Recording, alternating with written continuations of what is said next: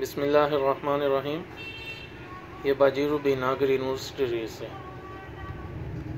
इनको हाजमे की प्रॉब्लम थी, जो भी चीज़ खाती थी मोशन आ जाते थे। इनसे पूछते हैं कितनी देर से ये प्रॉब्लम थी और किधर किधर से इन्होंने इलाज करवाया। उसके बाद किसी ने इन्हें बताया कि हकीम मौज़म अली का, इधर से इन्होंने इलाज करवाया, माशाल्लाह काफ़ी बेहतर है। अब इनसे पूछते हैं।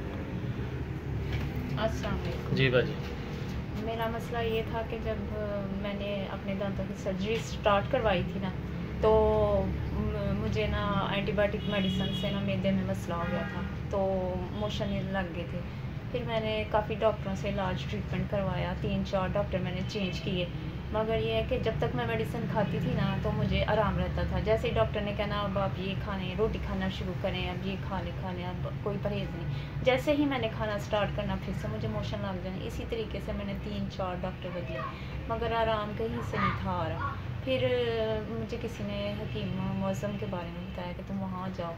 फिर मैं आई तो बड़े टूटे दिल से थी कि शायद मुझे यहाँ से भी आराम नहीं आएगा। मैं रो पड़ी थी यहाँ आके। तो इन्होंने मुझे कहा था कि नहीं आप फ़िक्र ना करें, इधर से आपको इंशाल्लाह ज़रूर शफ़ा होगी। यहाँ तक कि मैं जो भी मुझे डॉक्टरों ने कहा था कि आपने दलिया, केला, खिचड़ी वगैरह खानी है, तो वो भी मैं खाती थी, मगर मुझे अफाका नहीं था होता।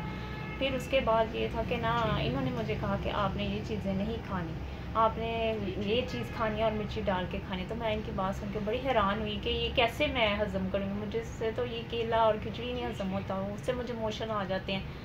तो उन्होंने कहा नहीं आपने खाना है, इंशाल्लाह आप ठीक हो जाएंगी। मैंने जैसे ही खाना शुरू किया तो अल्लाह के करम से मैंने अगर खाया तो उसे हज़म भी किया। तो अल्लाह का शुक्र है कि एकदम से तो नहीं, मगर तीसरे हफ्ते जाकर मुझे इस मर्ज़ से छुटकारा मिल गया।